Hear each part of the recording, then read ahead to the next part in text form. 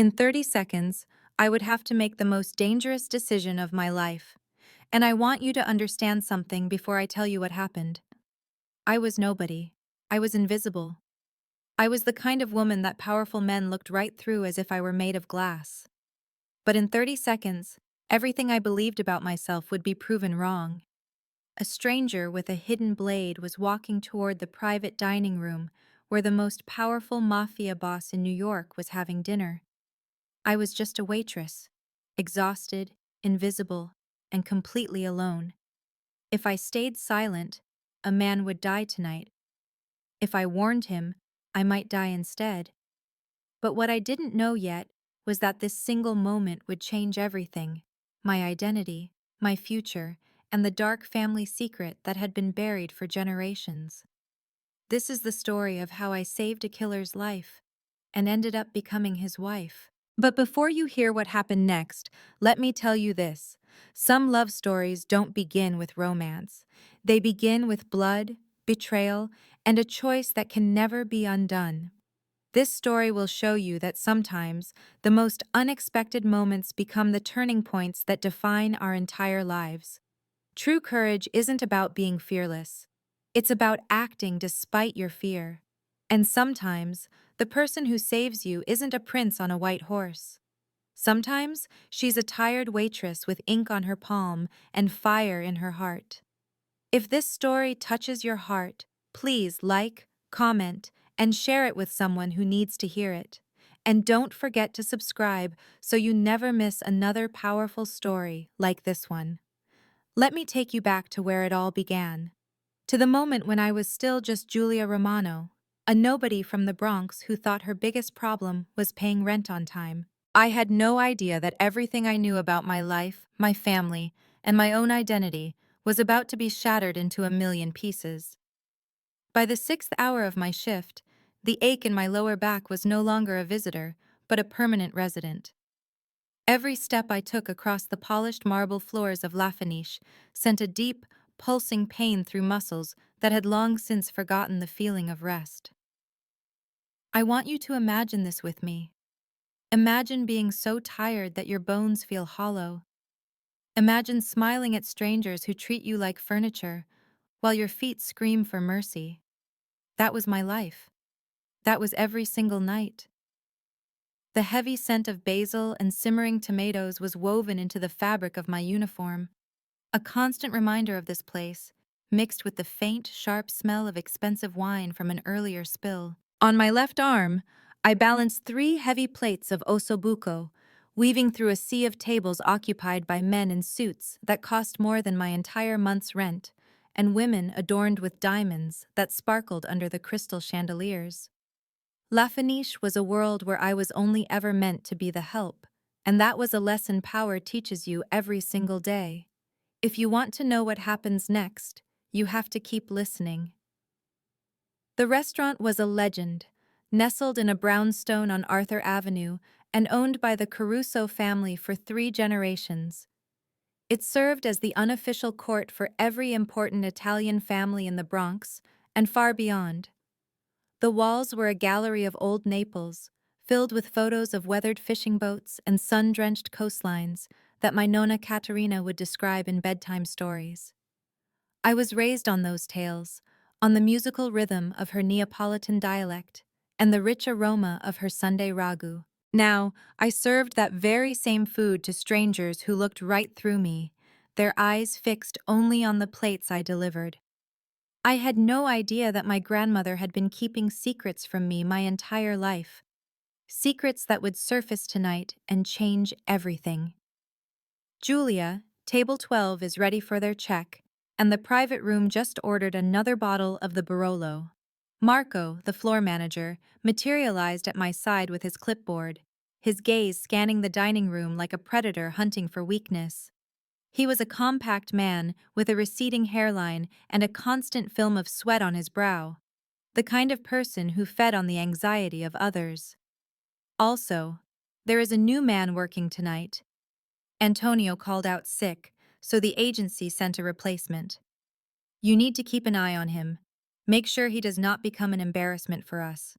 I gave a slight nod, placing the plates of ossobuco at table 7 with an automatic smile before my eyes drifted toward the service station to find the new waiter. He was a big man, tall and broad, with dark hair cut extremely short and a rigid posture that suggested a military background, not a career in hospitality. His thick fingers seemed clumsy and awkward as he struggled with a wine opener. There was an unnerving stillness about him that made the small hairs on my neck rise in warning. It was a feeling I had learned to respect, a survival instinct sharpened by years of living in neighborhoods where you had to read people correctly or pay a painful price. Something was wrong.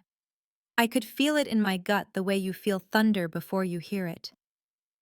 The room was alive with the murmur of conversations in both Italian and English, punctuated by the delicate chime of wine glasses and the soft melody of a Puccini opera playing from unseen speakers.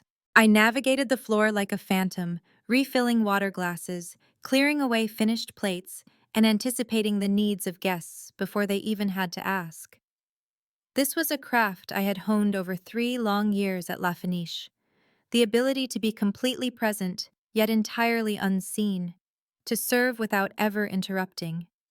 My Nonna would have admired my work ethic, though she would have grieved over the circumstances that brought me to this point. The Romano family had apparently been significant in Naples once, before the Great War scattered our people across the globe. Caterina used to tell me grand stories of sprawling homes and olive groves, of family alliances built over centuries, and debts of honor that were worth more than any amount of money. I had always dismissed them as comforting fantasies, the way elderly people romanticize the past to make the present poverty more bearable. Occasionally, however, when I was serving certain guests, those with ancient names and even older fortunes, I would see a flicker of recognition in their expressions, as if they were seeing the ghost of another face in mine. Tonight, the occupants of the private room were a group I had been warned about in hushed, nervous tones. Marco had called it the Duca table, his voice laced with a reverence that was indistinguishable from raw fear. Matteo Duca was not a man you read about in the papers or saw on television. He conducted his affairs from the shadows. His immense influence felt like a change in atmospheric pressure, rather than seen with the eyes. His power was defined by the profound silence that would descend whenever he entered a space, not by any noise he made himself. I had never been assigned to serve him directly. That particular duty was always given to the most senior staff. But I had observed him from afar, taking note of how other powerful men would yield to him, how his quiet presence alone could alter the entire dynamic of a room. Near the kitchen entrance, the new waiter dropped a full tray of glasses, and the resulting crash sliced through the restaurant's ambient hum like a gunshot. I flinched, watching him hurry to pick up the broken shards, his motions awkward and panicked. Marco was instantly beside him, hissing sharp rebukes in a rapid Italian that the new man obviously could not understand. And that's when the second alarm went off in my head. What kind of staffing agency would dispatch a waiter who did not speak Italian to a place like La Fenice? After delivering the check to table 12 and gathering empty wine glasses from the bar, I found myself moving closer to the service station. The new man was there, pretending to straighten a stack of napkins. From this proximity, I could see the hard line of his jaw, and the way his eyes kept darting toward the private room where Matteo Duca was seated with his men. His gaze was not the curious look of a civilian impressed by proximity to power. It was sharp, cold, and calculating, the intense focus of a hunter assessing his prey. A sudden chill traced its way down my spine, and it had nothing to do with the cool air. I positioned myself by the coffee machine, polishing glassware that was already spotless, observing the stranger out of the corner of my vision. His uniform jacket seemed to hang improperly on his left side, creating a subtle bulge that most would overlook. But I recognized it. I had grown up in the Bronx, and I knew boys who carried their own form of protection in their waistbands, and men who settled their arguments with steel instead of words. As he reached for more napkins, His sleeve slid up just enough to expose a glint of metal strapped tightly to his forearm. It was a knife, hidden beneath the cloth, placed for a quick, deadly draw. My hands started to tremble as I put down the glass I was holding, my mind racing through a list of terrible options. Should I get Marco? He would demand an explanation, wasting precious seconds doubting me. Should I call the police? They would never make it in time, and Lafaniche had certain arrangements with the authorities that made official help a very complicated matter. What about warning someone at Duca's table? I had no idea how they would react. Approaching them might be seen as a threat itself, not a warning. The man was on the move now, dropping his pretense of work and heading purposefully down the hallway that led directly to the private room. His right hand slid discreetly inside his jacket, his fingers wrapping around an object I could not see. Time seemed to shrink and stretch, each beat of my heart pounding in my ears like a war drum. And in that moment, I had to make a choice. I could stay silent and stay safe. I could pretend I saw nothing and go back to being invisible. Or I could do something that might get me killed.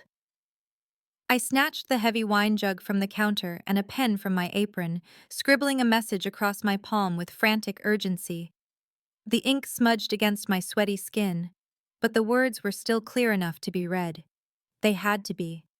With a server's practiced smile locked onto my face, I walked toward the private room, projecting a confidence that was the complete opposite of the terror ripping through my chest. The stranger was just a few feet ahead of me, his pace accelerating, his deadly intention now perfectly clear. I hurried past him with a quick, muttered "scusi," making sure to enter the room before he could. I walked straight to the head of the table where Matteo Duca was seated. He glanced up as I came near, and I saw his face clearly for the very first time. He had a strong jawline covered in dark stubble, and intense, intelligent eyes that held a hard glint beneath their surface. His high cheekbones looked as if they were sculpted from marble. It was a face from a Renaissance masterpiece, breathtakingly beautiful and profoundly dangerous all at once. His dark hair was styled back from his forehead, a silver watch shone on his wrist, and his tailored shirt was unbuttoned just enough to show a simple gold chain against his olive skin. With my left hand, I raised the wine jug and began to pour, deliberately positioning my body so my open right palm was facing him. The hastily written message on my skin was visible only to him. It read, "Fake waiter, you are the target tonight. Run." His dark gaze lowered to my hand, and I watched as understanding dawned in his expression without a single flicker of emotion. His eyes did not widen, he did not gasp for air, there was absolutely no sign of alarm. He simply absorbed the words on my skin, and then his eyes met mine again with a force that stole the air from my lungs. For 3 seconds that felt like an eternity, we held each other's gaze. I was a complete stranger who had just gambled everything to warn a man I did not know, and he was a man whose life now rested on the word of a waitress he had never even seen before. In that brief moment, an unspoken understanding passed between us, a mutual recognition of courage that existed outside of our stations in life.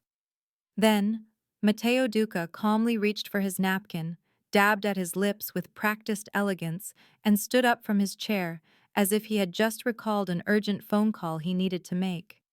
He spoke briefly to his associates in a dialect that was too rapid for me to understand. And then he was walking toward the side exit, his steps calm and unhurried, even as death itself had been approaching him. I kept pouring wine for the other men at the table, my hands miraculously steady now that the danger had passed. My heart, however, was hammering against my ribs hard enough to shatter them. From behind me, I heard the stranger let out a quiet curse. I heard the sound of shuffling feet as he realized his intended victim was gone. I heard Marco's voice, full of confusion, asking why the private party had ended so abruptly. The immediate crisis was over. But as I finally finished my rounds and escaped to the kitchen to steady my breathing, I knew with absolute certainty that something had not just ended, it had just begun. The rest of my shift was a complete haze of robotic motions and fake smiles.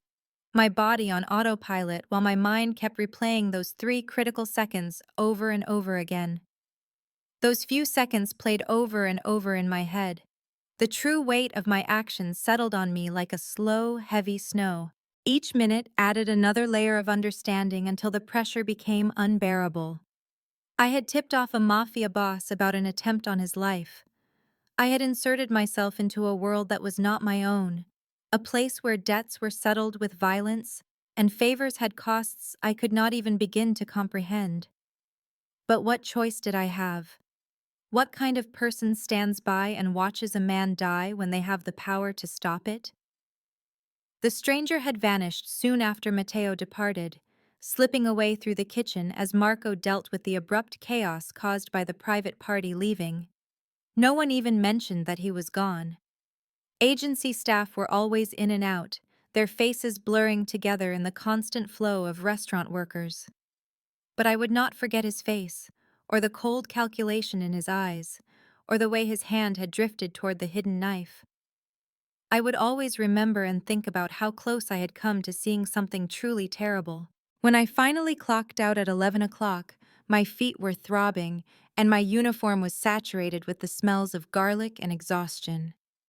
The October night had grown cold, and a biting wind sliced right through the light jacket I had put on that morning, when the air still carried a hint of autumn's warmth.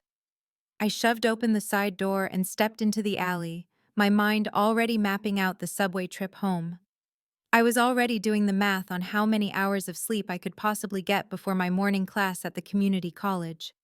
But what I saw next stopped me dead in my tracks. A black car was idling at the alley's entrance. It was polished and expensive, the type of car you see in films about powerful men and the women who are foolish enough to fall for them. Its engine was a low, steady hum that suggested German precision and Italian style. The windows were tinted so darkly that it was impossible to see who was inside. My hand clenched the strap of my bag as every single instinct screamed at me to turn back, to find a different way out, to act like I had never seen it. And then, the back door swung open and Matteo Duca emerged. He looked completely different away from the brilliant chandeliers and crisp white tablecloths of La Fenice. He was not wearing his jacket. The sleeves of his white shirt were rolled up to his elbows, showing powerful forearms covered in a tattoo that snaked from his wrist to his elbow in complex patterns I could not make out in the faint light. A gold chain around his neck captured the glow from the streetlight, and the ring on his right hand, a thick signet with a crest I did not know, shone as he leaned against the car. "Signorina Romano," he said, and the combination of my last name and his voice sent a deep shiver through me that was not from the cold. His Italian was fluent, colored by the specific rhythm of someone who grew up with the language, not someone who learned it from books. "You left before I could properly thank you." I did not move, keeping the space between us like a shield against whatever was coming. I was only doing my job. His laugh was quiet and caught me off guard. "Your job is pouring wine, not saving lives. That is something entirely different." He pushed himself off the car and moved toward me. Against my will, I took a step back. The slight smile that touched his lips showed that he had seen my reaction and was amused by it. "I am not going to hurt you, Julia. I am here to show my gratitude." Hearing him use my first name was a shock. "How do you know my name?" "I know everything about every single person who works in that restaurant." He did not say it with any pride. He was just stating a fact. Background investigations, family information, financial records. It is how I survive in my profession. His dark, unreadable eyes met mine with a force that made my stomach clench. "Julia Romano, 23 years old, a student at Bronx Community College, working toward a degree in business administration, raised by your grandmother, Caterina Romano, after your parents were killed in a car crash when you were 7. You are now living in a studio on Tremont Avenue, and you are 3 months late on your rent because of a delay with your financial aid." The cold, clinical summary of my life felt like an invasion, as if every detail had been stolen and put under a harsh light. "You have been watching me. I watch everyone." He took another step in my direction. This time, I stood my ground. "But you were just a name on a piece of paper until tonight. Now, You are the woman who saw something no one else did, and you took action when nobody else would. That makes you very interesting, Julia Romano. The way he spoke the word interesting sent my heart racing for reasons I did not want to explore. I do not want to be interesting to you. Desire has almost nothing to do with this. He put his hand in his pocket and I stiffened, thinking he was reaching for a weapon, even though he had said he would not harm me. Instead, he pulled out a business card. It was made of thick, cream-colored paper, with just a phone number embossed on it in gold. The man you saw tonight was an employee for a group that has been attempting to take me out of my position for several months. They have murdered 3 of my associates, burned down 2 of my businesses, and tonight, they were seconds away from succeeding. His voice was completely calm and conversational, as if he were talking about the weather instead of assassination. You prevented that. I am in your debt. I looked at the card but made no move to accept it. I do not want anything from you. Everybody wants something. He moved even closer, so near that I could smell his cologne, a mix of sandalwood and something richer, more expensive. I could also see the thin scar that traced his jawline. Protection, wealth, a new path. You have been fighting for everything for years, Julia. Fighting by yourself in a world that does not care about your struggle. I can change all of that. The proposal hung in the air between us, shimmering with both promise and peril. I recalled my grandmother's tales about the Romano family's faded honor and the sacred debts that had defined her entire life. I thought about the stack of overdue rent bills on my kitchen counter. I thought about the textbooks I could not buy. I thought about the future I felt like I was drowning just trying to obtain. Why? I asked, my voice barely a whisper. Why would you offer to help someone you do not even know? Something in his face changed then, a small fissure in the mask of perfect control he wore. Romano, he said again, almost as if he was savoring the sound of the word. My nonno used to talk about that name. He told me the Romanos and the Ducas were allies in the old country before the Great War forced our families across the sea. He said they were honorable people, people who honored their promises when all others broke them. His gaze studied my face, as if he was looking for something I could not name. When I first saw your name on the employee list, I assumed it was just a coincidence. Now, I am beginning to think it might have been something more.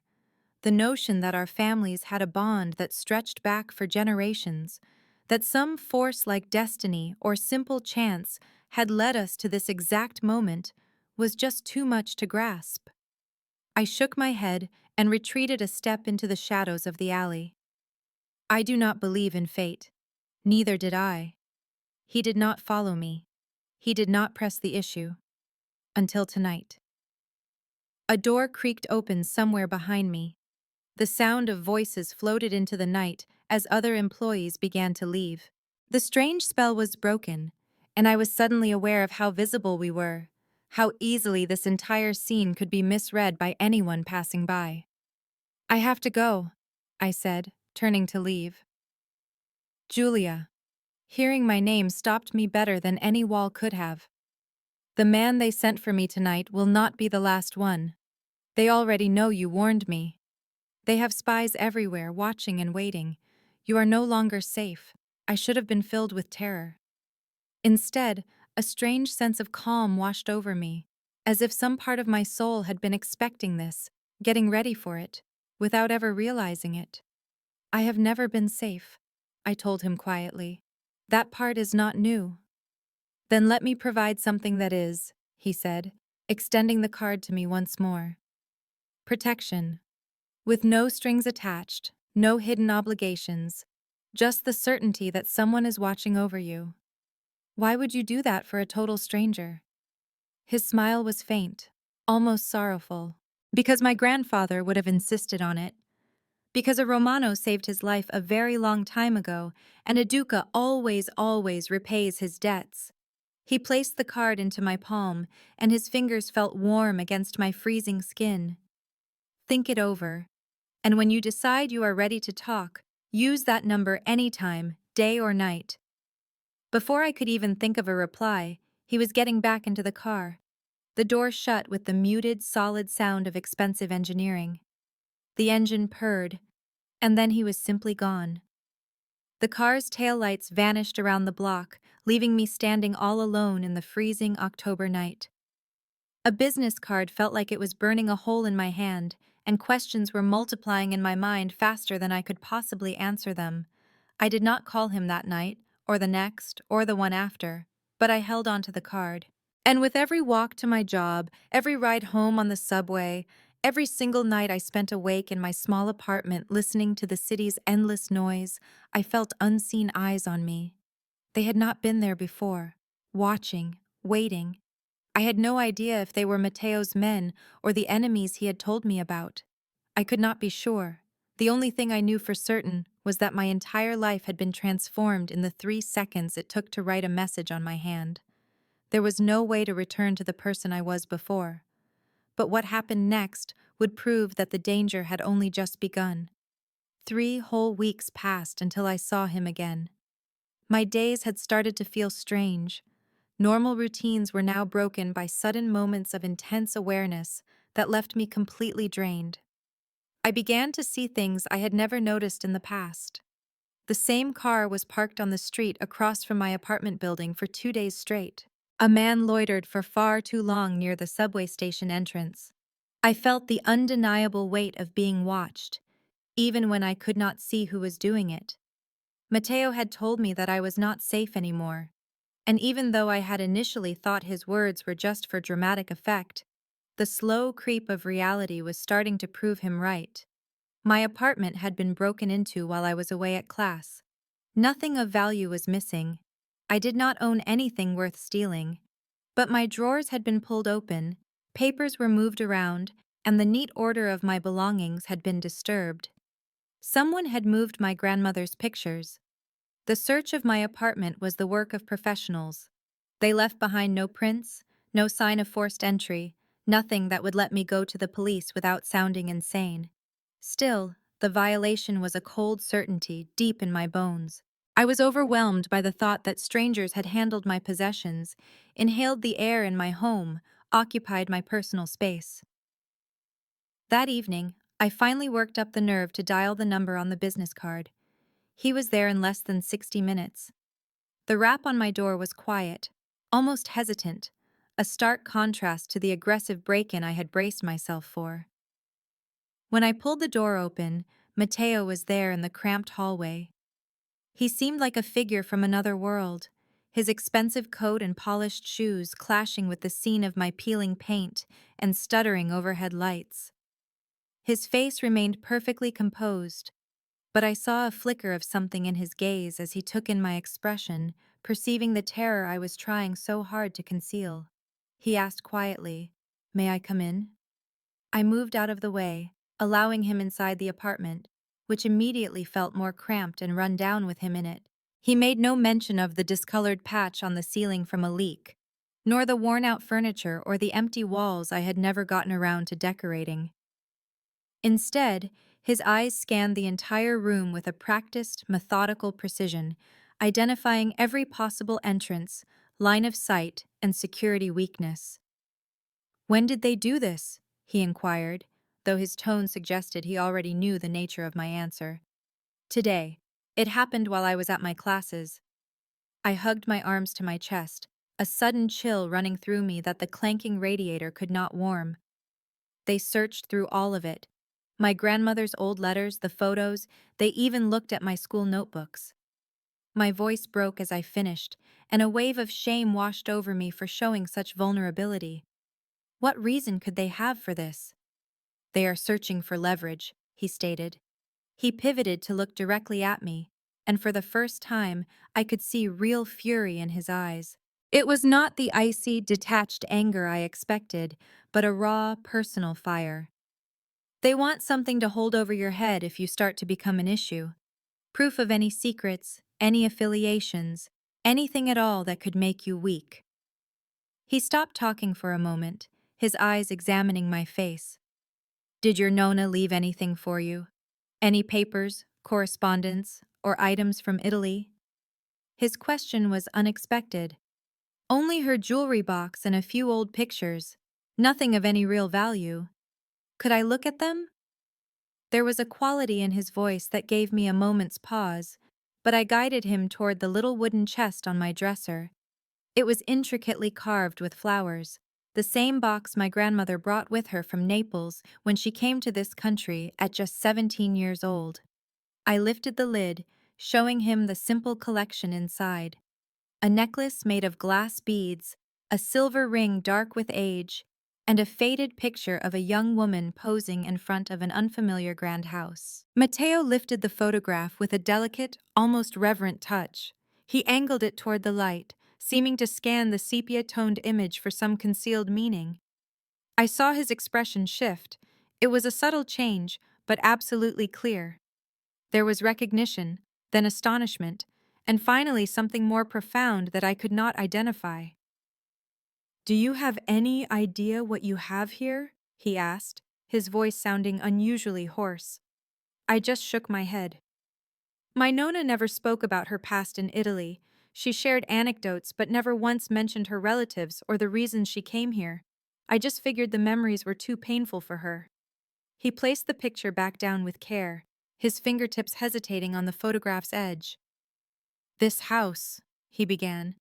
"It was owned by my family, 3 generations back, before the war." He paused again. "And this woman in the picture." He stopped speaking and met my gaze, and I saw a new emotion in his eyes. It was an intensity that made my heart hammer against my ribs. "She was my great-grandmother's dearest friend. Her name was Caterina Romano. She was your grandmother." It took a few seconds for his words to register. When they finally did, the entire apartment felt like it was spinning. Everything I thought I knew about my life, about my grandmother, about who I was, it was all built on a secret. A secret that stretched back almost a century. A secret that had been waiting for me to discover it. "That cannot be true." "Read what is written on the back," he urged. With shaking hands, I took the photograph and flipped it over. Written there in ink that had faded over time was a short line of Italian that I had never seen before. "Per insieme al fin, C.R. Napoli, 1938. "Forever together until the end," Matteo translated softly. "C.R. and L.D. Lucia Duca. That was my Nonna's mother. She and your grandmother were as close as sisters. When the war started and their families were forced to flee, they made a vow to always look after one another's children, regardless of where life took them." I collapsed onto the side of my mattress, the photograph held tightly in my grip. I struggled to make sense of this new information, to fit it into the story of my family that I had always accepted. My grandmother had never once spoken of the Ducas, or given any clue about a bond that stretched back through generations. She filled my childhood with tales of Naples, but she always spoke of it like a faraway legend, not as a part of our living history that could one day resurface and find me. "Why did she never tell me?" I asked in a near whisper. Matteo moved to sit next to me on the bed. He was not quite touching me, but he was so near that I could sense the heat from his presence. "Maybe she was trying to shield you." The Duca family name acquired a darker meaning as time went on. "It's possible she believed that your ignorance would be your protection from the life she had managed to leave behind." My mind flashed back to my Nona's expression when I first told her I was working at La Fenice. I remembered the peculiar look that briefly crossed her face before she forced a smile and offered her congratulations. Could she have known? Is it possible she feared that my job at that specific restaurant would inevitably lead me to the very family she worked so hard to stay away from? "This changes nothing," I declared, though I was trying to convince myself more than I was trying to convince him. "It changes absolutely everything," he responded, his tone soft but resolute. "You saved my life, Julia. And now I finally know the reason. It wasn't just chance or good fortune, or even your own bravery, which you clearly possess. It was something far more ancient, more profound. It was the connection our families share, echoing through the generations and demanding its due." The sheer force of his stare made it difficult to draw a breath. I had to turn away, fixing my eyes on the photograph, on the faces of those two young women who experienced life, love, and loss in a time and place now gone forever. Tell me more about her, I requested. Tell me about Lucia Duca, and about the bond they had. And so, he began to speak. For the next several hours, we sat together in my small apartment as Matteo painted a picture of Naples in the years before the war. He told me about two powerful families that created their fortunes together, and about the deep affection between Caterina and Lucia, a connection that was stronger than any tie of family or marriage. He described his great-grandmother with a gentleness that caught me by surprise, showing a layer of sensitivity beneath his formidable appearance that I never would have guessed was there. I listened intently, posing questions and slowly piecing together the parts of a family history I never realized was mine. When he eventually concluded his story, the pale gray light of early morning was just beginning to filter through my window. We had stayed up talking for the whole night, and in that time, the terror that had compelled me to contact him had somehow, miraculously, morphed into a completely different feeling. "You need to get some rest," he said, getting up from the bed with a slight stiffness that showed he was just as tired. "I will post a man to keep an eye on this building. No one will bother you again." I escorted him to the entrance, feeling a sudden unwillingness for him to leave. "Matteo." Saying his name aloud felt unfamiliar, carrying an intimacy I had not meant to convey. "So what comes next?" He pivoted in the doorway, his features partially obscured by shadows. "Now we pay respect to the pact our grandmothers made. My duty is to protect you, for their sake, and for the kind of man I aspire to become."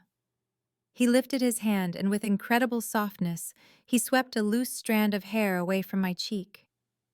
"And maybe, if you are open to it, we can explore what other legacies our families may have left behind for us." He departed before I had a chance to reply, leaving me alone in the entryway with the fragrance of his cologne still hanging in the air and the old photograph held close to my chest. He returned the following evening, and the evening after that one as well. He always arrived at the same hour, right after the sun went down, as the city shifted from the stark reality of daylight into a gentler, more forgiving atmosphere. He never gave any warning of his visits or telephoned in advance. He would just materialize at my doorstep, holding coffee from the Italian pastry shop on Arthur Avenue, or sweets bundled in wax paper. They were simple gifts, yet they felt immense because of the care behind them. We would sit together at my little table or out on the fire escape that looked down on the street below, discussing all manner of things, slowly creating a connection that I could not yet define. Matteo was entirely different from the man I had imagined.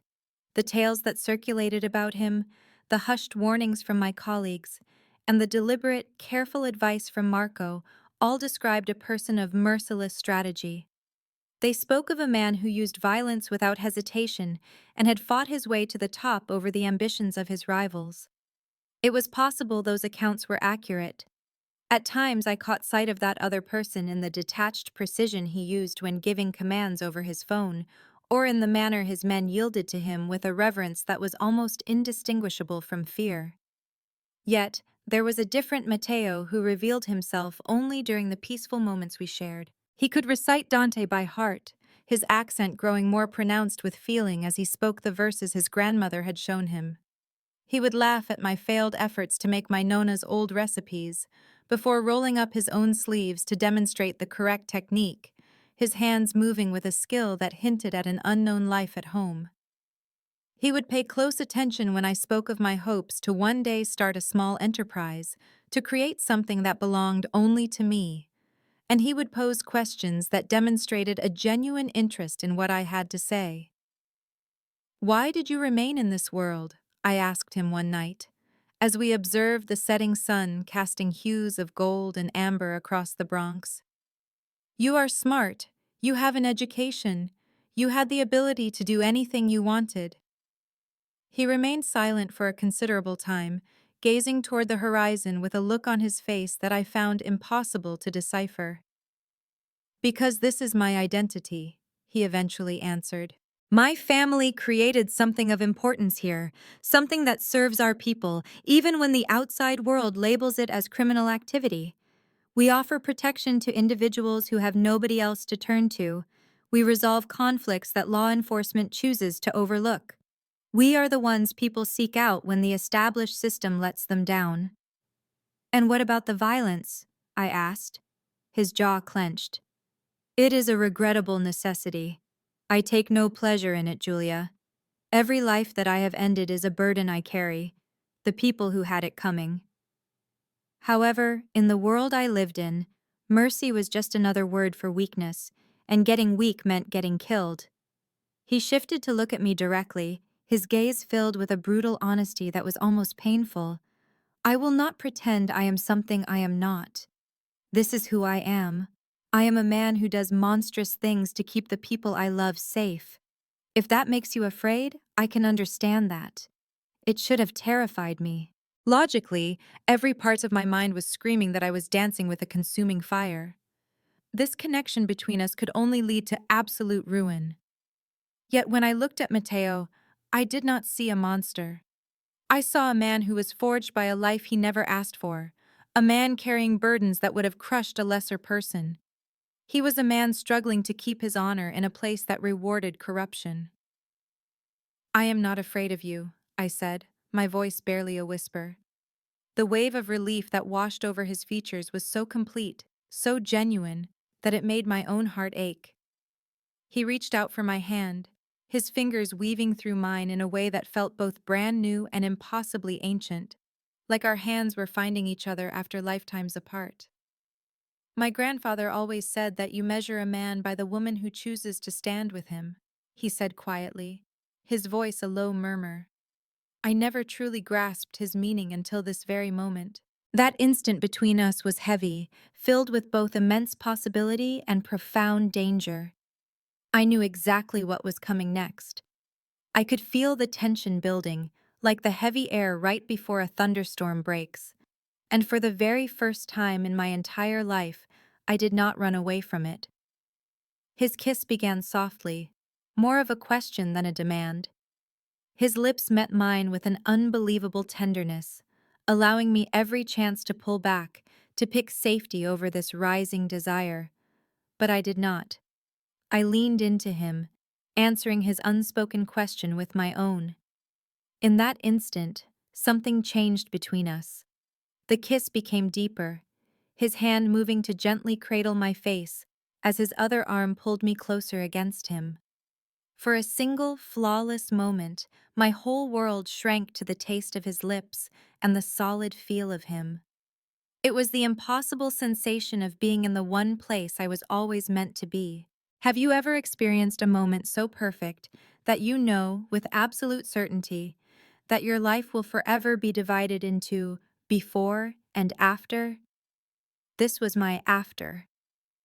This was the moment when Julia Romano, the invisible waitress from the Bronx, ceased to exist, and someone new took her place.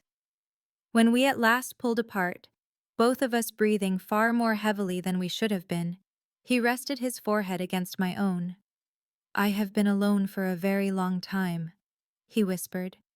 Not because of circumstance, but because I chose it. In my line of work, attachments are a liability. To love someone is to give your enemies a weapon they can use directly against you. His thumb gently traced the line of my jaw, and a shiver went through me despite the evening's warmth.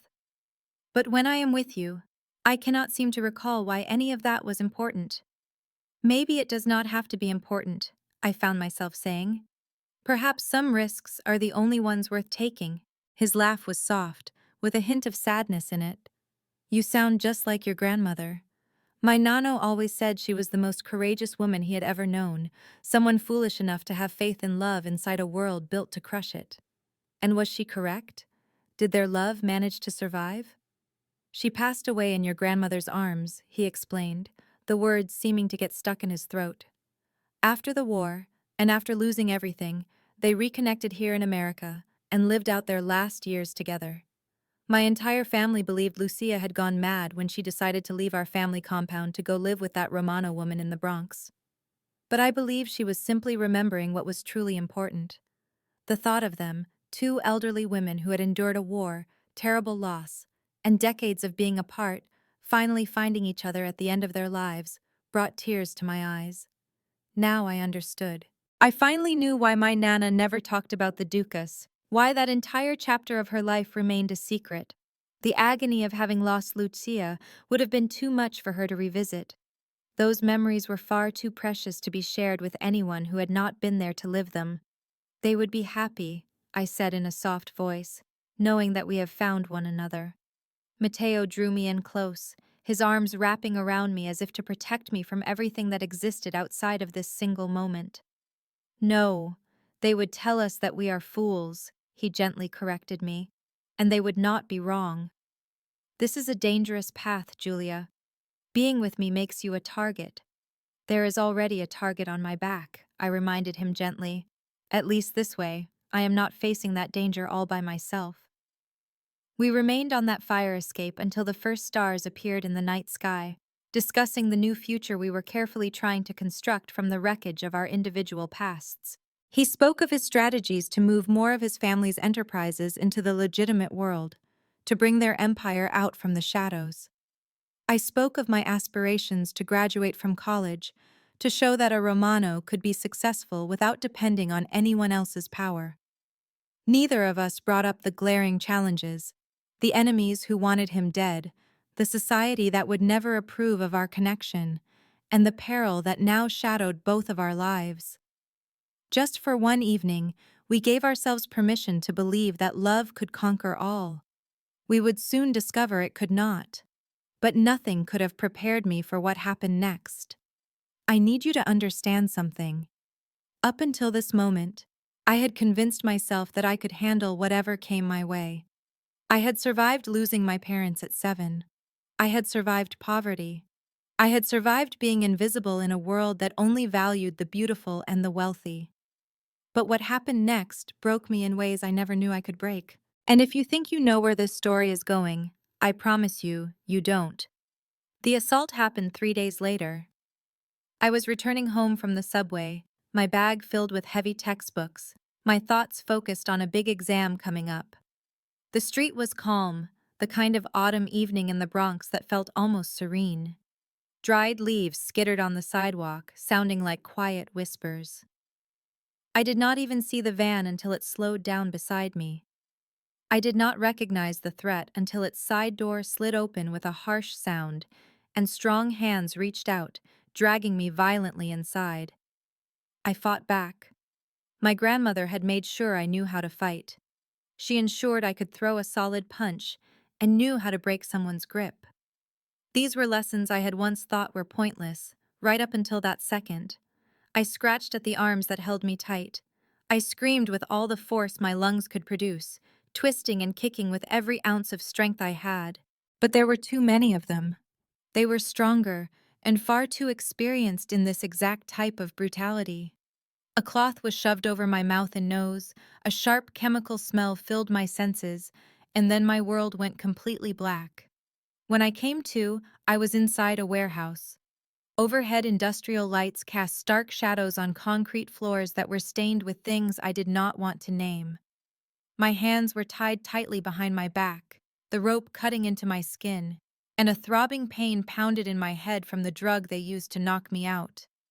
3 men stood nearby, talking in Russian. It was a language I could not understand, but I knew it from movies and the times I had seen them making deliveries at La Fenice. One of them saw that I was conscious and spoke to the others. Their laughter was a sound that turned my blood to ice. "The Duca's little prize," one of them said, his English thick with an accent.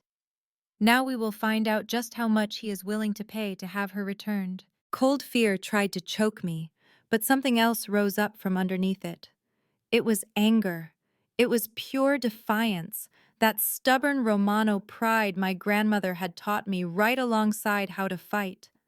I refused to give them the satisfaction of watching me break.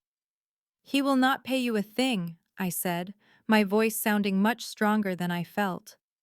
I mean nothing to him. The man who had spoken before crouched down in front of me. His face was uncomfortably close, and his breath smelled of stale, cheap alcohol. We have been watching you, little girl. We see him visit your apartment building. We see him kiss you on that fire escape like some teenage boy in love. A man like Matteo Duca does not kiss a woman he feels nothing for. His smile was pure cruelty. He will pay us, or we will send you back to him in many small pieces. The warehouse door suddenly burst open with a deafening crash. The next few moments were a blur of violent images that my mind could barely register. Men swarmed through the doorway, moving with the efficiency of trained soldiers. The sound of gunshots exploded against the concrete walls. Men were dropping to the ground, and standing in the middle of the chaos was Matteo. His face was a frozen mask of absolute rage, a look I had never seen before and prayed I would never see again. He eliminated the man who had threatened me without a moment of hesitation, without a trace of mercy. Then he was there, cutting the ropes from my wrists, pulling me tightly against his chest, and whispering words in Italian I was too dazed to comprehend. His hands moved quickly all over me, checking to make sure I was not injured, his touch a strange mix of gentleness and desperation. "Are you hurt?" he demanded. "Did they hurt you?" "I am okay." The words came out as a broken sob. "I am okay, Matteo. I am okay." He lifted me from the ground and carried me out of that warehouse as if I weighed nothing at all. We went past the bodies of the men who had grabbed me, past his own men who respectfully looked away. A car was waiting for us outside with the engine running, and he gently placed me into the back seat, with a tenderness that was a violent contrast to the scene he had just created. We drove in complete silence. I pressed myself into his side, shaking from the shock that was finally hitting me, while he continuously stroked my hair in a calming, steady rhythm. When we pulled up to his compound, a massive, fortress-like house in Westchester I had only ever seen from the road, he carried me all the way inside.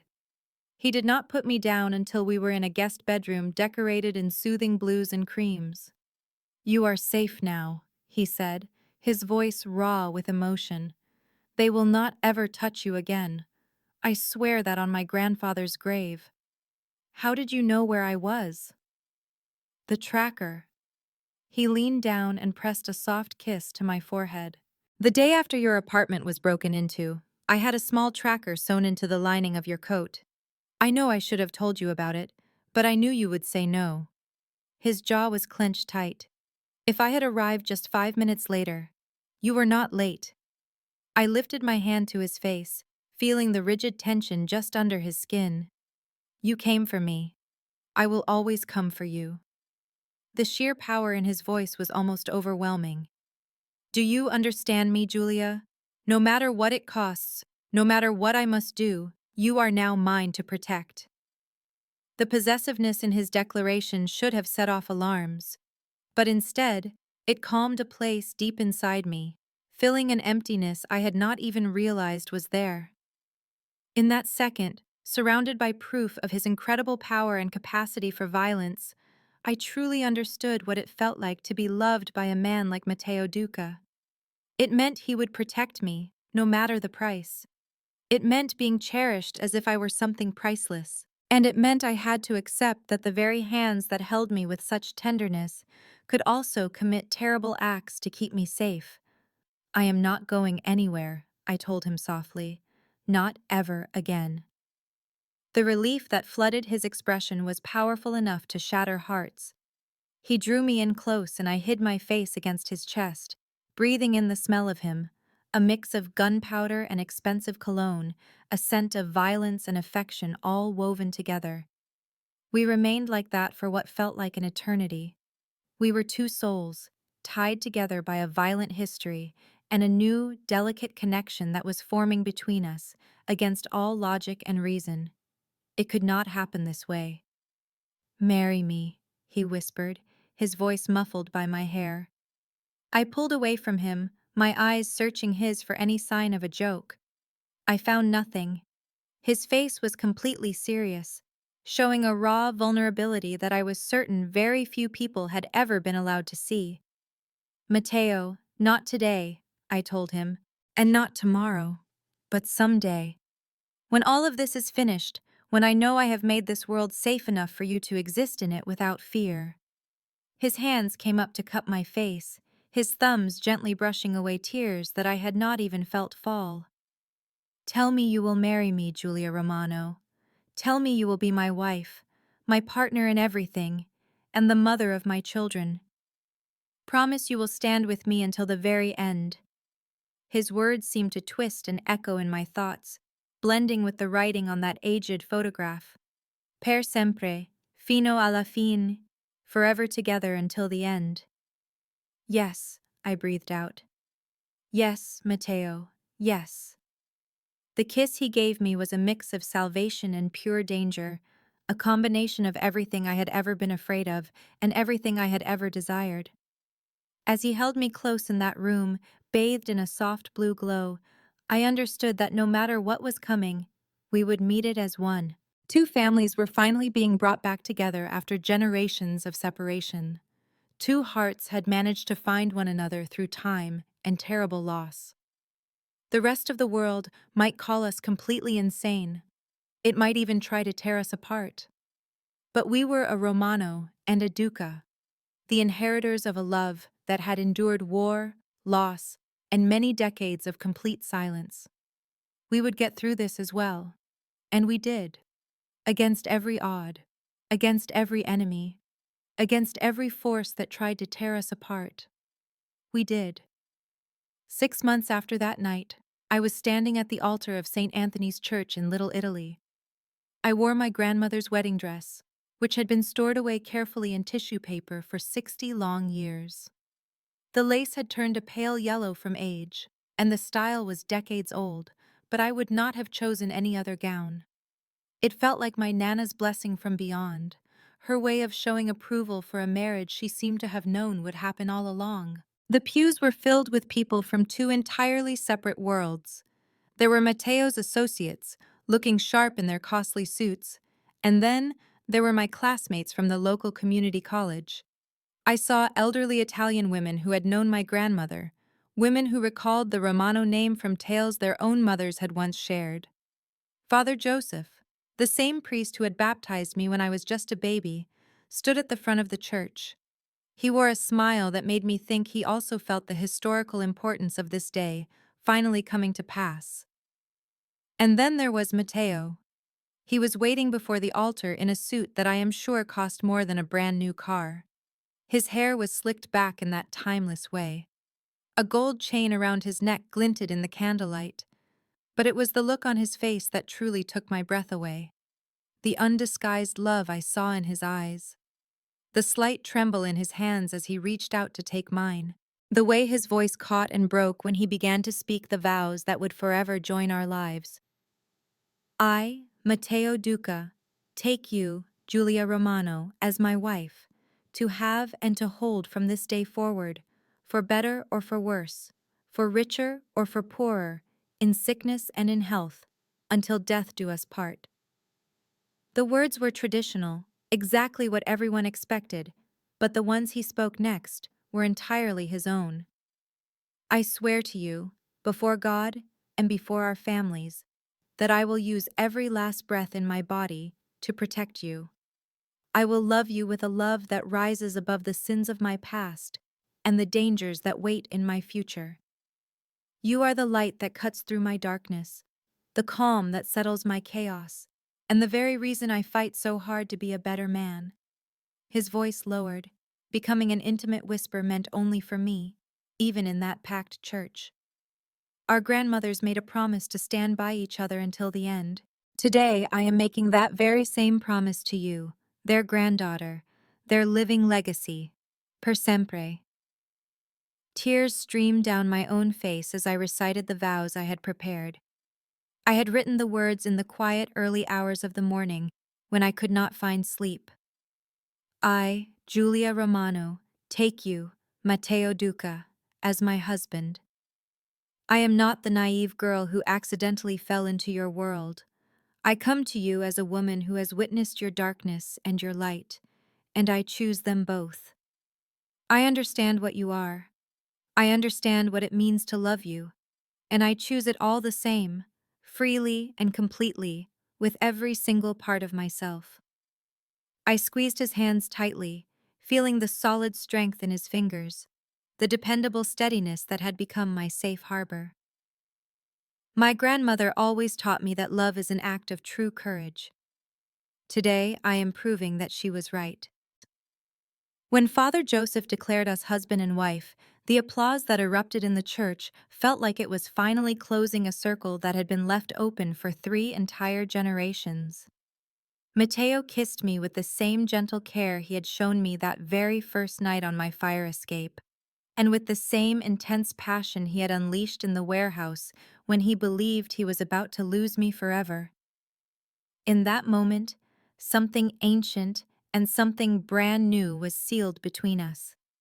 At our reception, which was held in the back room of La Fenice, where our journey had first started, I found myself standing in front of a table covered with old photographs. My grandmother, with her friend Lucia in Naples, both so young and beautiful, their faces full of hopes that the coming war would soon destroy. There was my grandmother by herself in New York, forced to build a new life from nothing at all. I saw my parents on their wedding day, my mother wearing a smile that looked so much like mine. And now, there was a picture of Matteo and me, the most recent chapter in a family story that reached back for decades. "Your grandmother would be so very proud," said an older woman I did not know, her accent heavy with the sounds of her homeland. She always believed the Romanos and the Ducas were meant to find each other once more. She used to say, "Fate never forgets the promises it makes." "Did you know her?" I asked, taken by surprise. The woman's smile was warm, and her eyes shimmered with tears she held back. "I was with her and Lucia when they had to say goodbye, on the night the war took everything away from us all. And I was there when they found one another again, 50 years later, right on this very street." She touched my cheek with her wrinkled hand. "Some loves are just too powerful to be broken by time or by distance or even by death. Yours is one of those loves, child. Do not ever question it." She then blended back into the celebrating crowd before I had a chance to ask for her name, leaving me with questions that I knew would likely never find answers. Matteo came to my side a moment later, slipping his arm around my waist. "You look like you are deep in thought." "I was just thinking about fate," I confessed, "and about how a single wrong text message could lead to all of this." His laugh was a low and private sound. "It was not the wrong message, Julia. It was the perfect message, sent at the perfect time, to the perfect person." He gently kissed my temple. "My grandfather always said there are no accidents in our world, only grand plans that we do not understand yet." I leaned against him, allowing his warmth to push away the lingering chill of my unanswered questions. All around us, the celebration went on. There were toasts spoken in both Italian and English, and there were plates piled high with food my grandmother would have definitely approved of. Music played that made even the oldest of our guests want to tap their feet. This was my world now, this unbelievable mix of danger and simple home life, of a love that was forged in the fires of violence and incredible tenderness. Much later that night, long after all the guests had gone, and the restaurant staff had started to clean up, Matteo took me out into the alley. It was the same spot where we had stood 6 months earlier, where he had waited for me in the shadows and completely altered the course of my entire life.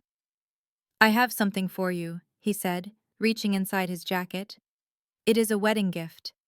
He handed me a large envelope. Inside, I found the deed to a small building located on Arthur Avenue. It was exactly the kind of place I had always imagined turning into a business of my own. "It is yours," he told me quietly. "There are no strings attached, no obligations. No matter what happens with us, that building is yours. Your grandmother would have wanted you to have something that was completely and truly your own." The sheer generosity of his gift was overwhelming. I wrapped my arms around his neck, feeling his solid strength and the steady beat of his heart against my chest. I love you, I whispered. I know I do not say it often enough, but I really do. I love you, Matteo Duca. His arms tightened their hold on me. And I love you, Giulia Duca. The name, my new name, felt like both a blessing and a heavy weight, a representation of everything I had gained and everything I had put at risk. I was not the struggling waitress anymore, the one who had spotted a knife hidden up a sleeve. I was now the wife of one of the most powerful and feared men in all of New York. I was the heir to a legacy of love that reached back for generations. The woman who had opened her hand and changed our destiny with 5 simple, scrolled words. As we stood together in that alley, holding each other while the city hummed its endless song around us, I thought of the old photograph that was still on my dresser back at home. 2 young women in Naples, promising they would stand by each other until the very end. Their story had finally come full circle, and ours was only just getting started. The first year of our marriage taught me things about myself that I never would have discovered otherwise. I learned that I was capable of walking into a room filled with dangerous men and earning their respect, not just because of the wedding ring on my finger, but because my actions were something they could understand and value. I learned that love could exist right alongside fear, that incredible tenderness could live in the same space as violence.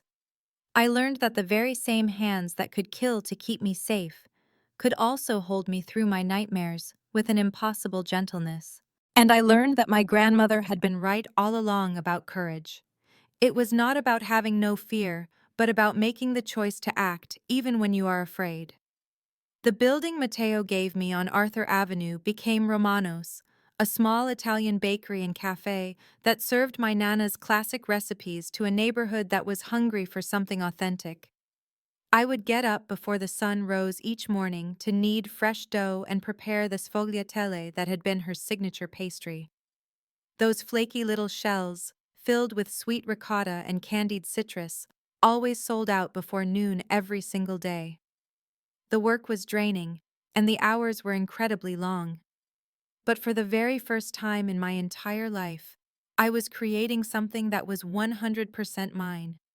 Matteo championed my independence with a fierceness that truly astonished me. He absolutely refused to allow his name to be on any of the business papers. He insisted that every single decision had to be mine and mine alone, and he threatened serious physical harm to any of his associates who even hinted that Romanos was just a front for the Duca family operations. Your grandmother did not raise you to be a... You were never meant to live in anyone's shadow, he told me one night. His fingers traced idle patterns on my bare shoulder while we were tangled together in bed. She raised you to be a light. I refuse to be the one who puts it out. But the world he commanded had no regard for his honorable intentions. The Russian men who had captured me were gone, their entire network methodically erased in a campaign of violence Matteo never spoke of, but which I followed in the stark newspaper headlines. Yet, new dangers always seemed to push their way through the cracks. There was a rival family from Chicago that sensed a moment of weakness and a chance to move in. Then came a corrupt federal agent who began demanding payment in return for his silence about certain business dealings. A nephew of a man Matteo had killed many years before was now a grown man, and he was hungry for vengeance. Every new threat was met with the same response. It was swift, it was decisive, and it was always bloody. I did my best to ignore what Matteo was doing when he would vanish for days at a time. He would come back with darkness in his eyes and a tension in his shoulders that only hours of my touch could begin to unravel. I tried not to keep account of the funerals I went to, where I stood beside him wearing black dresses as he offered his condolences to the widows and orphans that his world of violence had created. I tried to overlook how some names were simply never spoken again after certain days, completely deleted from conversation. They were as thoroughly deleted from existence. But I saw it all. I always did. "How do you carry it?" I asked him one evening, as the autumn season painted the trees outside our bedroom window in fiery shades. the incredible weight of everything you have done."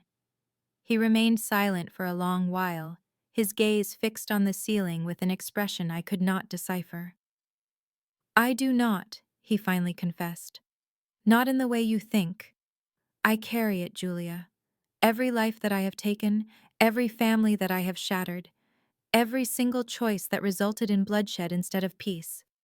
I carry all of them, every single day, and I know I will carry them until the day I die." He shifted to look at me, his dark eyes meeting mine with a brutal honesty that was painful to see. "But I came to terms with that burden a very long time ago. It is the cost of keeping what truly matters safe." His hand found mine, his fingers lacing through my own. "And you matter more than my own soul." That admission should have filled me with horror. Instead, it shattered my heart in a way I could not articulate. This man, this incredibly dangerous, powerful, and terrifying man, had willingly sacrificed his own humanity just to keep me safe. How could I ever pass judgment on him for that when I was the beneficiary of every single sin he committed? "I do not want you to lose who you are," I whispered. "Not for my sake, not for anyone." His smile was tinged with an ancient sadness. "I lost myself many years ago. Amore, you are not the cause of it. You are the only thing that makes the loss feel bearable." I held him tighter that night, understanding for the first time that loving someone didn't mean fixing them. It meant accepting all of their broken pieces and choosing to stay anyway. It meant building something beautiful together, even when the world kept trying to tear it apart. Spring announced its arrival with cherry blossoms and a wave of morning sickness. I found out I was pregnant on a Tuesday, standing inside the bathroom at Romano's while clutching a positive test in my shaking hands. The timing felt completely wrong. The bakery was finally starting to make a real profit. My relationship with Matteo had settled into a comfortable rhythm. The threats against our lives had quieted down to a low, manageable hum.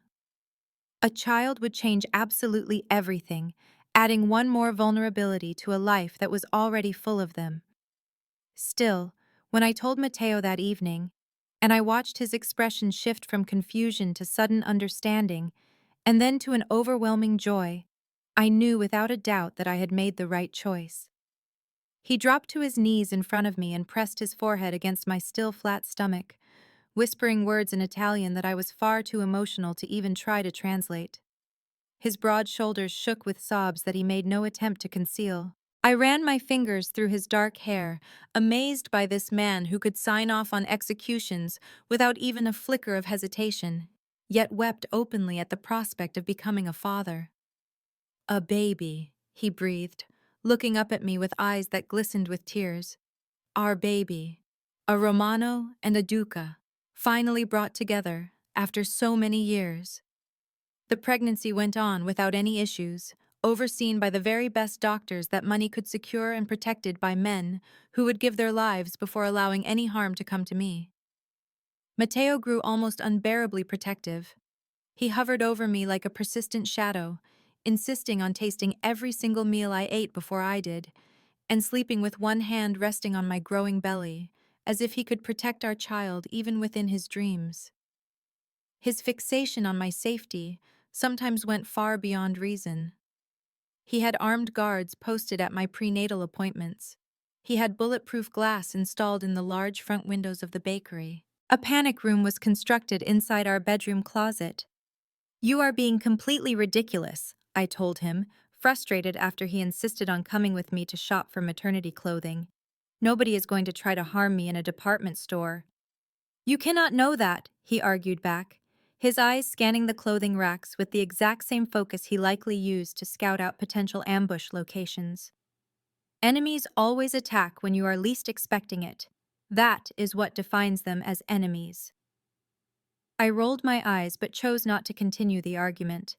It was impossible to win against Matteo's paranoia, not when it was centered on my protection. But what happened next would test everything we had built together. And I need you to pay close attention to this part, because this is where I learned what real fear feels like. Not the kind of fear you feel when someone threatens you. The kind of fear that comes from loving someone so completely that the thought of losing them feels like losing yourself. The attack finally happened in my 7th month of pregnancy. It was not against me, but against him. I was at the bakery when the call came through. I was kneading dough for the next morning's bread, with flour dusting my swollen belly and my aching back. Marco, who was Matteo's second in command, gave me the news in a voice that was deliberately emptied of all emotion. He said there had been an ambush. 3 of our men were dead, and Matteo had been shot 2 times before he managed to get away. The ride to the hospital felt like it took place outside of normal time. I sat in the back of the armored vehicle, with my hands pressed firmly against my stomach, praying to every saint that my grandmother had ever taught me to invoke. The baby was kicking wildly, reacting to my own rising panic, and I whispered reassurances that I did not actually believe myself. "It is okay. Your daddy is going to be okay. All of us are going to be okay." Matteo was already in surgery by the time I arrived. Doctors were working to extract bullets from his chest and his shoulder. I waited in a private room that was crowded with flowers and security guards, just watching the clock as it ticked away hours that felt as long as centuries. Marco brought me food that I could not bring myself to eat and water I could not drink. He gave me updates that told me nothing at all, except that my husband was still alive, still putting up a fight, and still refusing to leave me alone in this dangerous world. When they finally permitted me to see him, he was as pale as a ghost, with tubes and wires tethering him to machines that beeped and hummed with a cold, mechanical indifference. But his eyes fluttered open the moment I took his hand, and the smile that touched his cracked lips was the most beautiful sight I had ever witnessed. "Julia," he whispered, his voice incredibly hoarse from the breathing tube that they had just taken out. "The baby?" "Fine," I managed to say, as tears streamed down my cheeks. "We are both fine. It is you that we are worried about." He squeezed my hand with a surprising amount of strength. "I promised I would always come back for you. Not even death can break that promise." The recovery was a slow process, made more difficult by infections and various setbacks that tested both of our resilience. I split my time between the hospital and the bakery, refusing to let either of my responsibilities falter. In spite of the bone-deep exhaustion that shadowed my every move, the baby continued to grow larger, more active, demanding my attention with kicks and hiccups and late-night cravings that had guards scrambling to locate anchovy pizza at 3 in the morning. And against all odds, we somehow managed to pull through. Matteo returned home 6 weeks before my due date. He was thinner and far weaker than I had ever seen him, but he was alive. The men who had orchestrated the attack on him were handled in ways I never inquired about. Their entire operation was absorbed into the Duca holdings. Their families were presented with a simple choice between demonstrating loyalty or facing complete extinction. The justice was brutal, efficient, and in his world, entirely necessary. It was the type of justice that was common in Matteo's world, a kind I had come to accept without ever condoning. "I really thought I was going to lose you," I confessed one night, curled up against his recovering form, being careful not to put any pressure on his healing injuries. "I thought our daughter would grow up without ever knowing her father." "Daughter?" His eyebrows lifted in surprise. "You found out?" I smiled and pressed his hand against my belly, where our child was in the middle of her nightly acrobatic routine. "The doctors informed me last week. I wanted to wait until you were strong enough to handle the news." I took a breath, summoning my courage.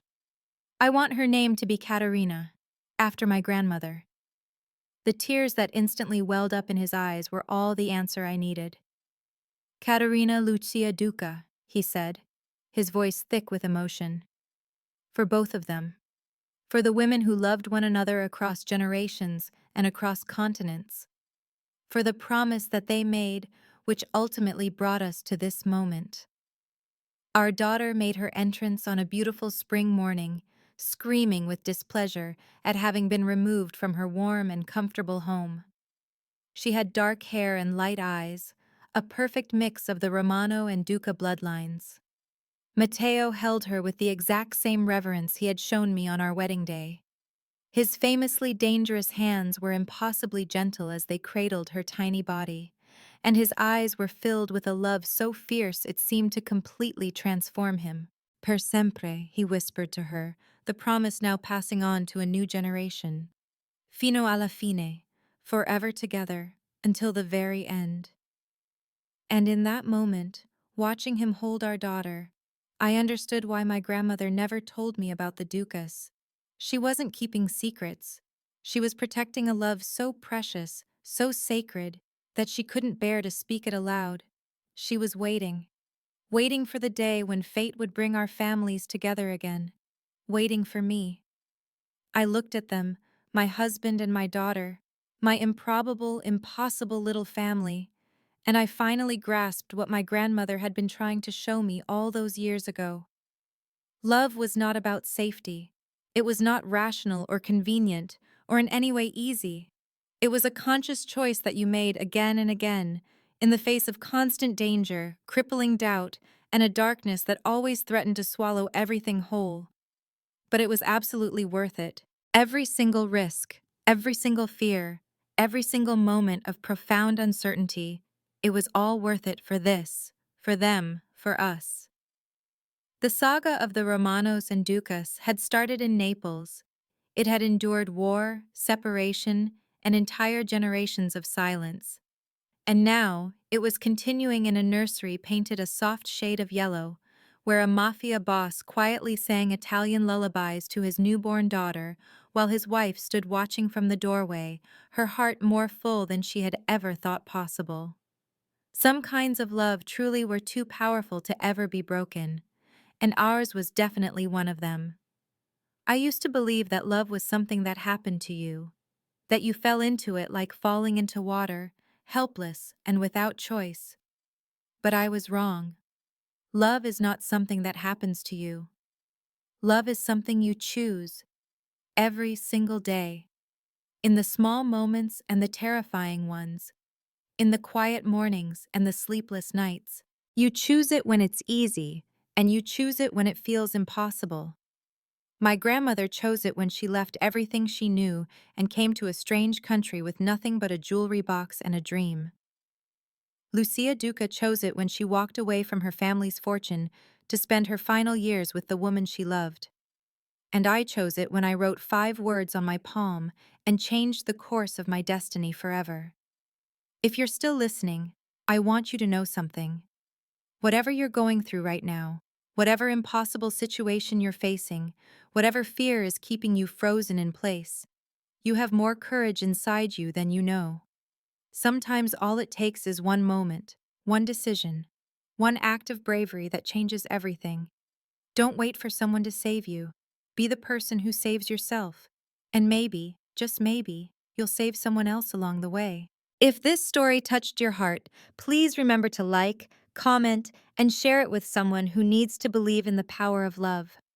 Tell them that it's never too late to take a chance. Tell them that one moment of courage can change everything.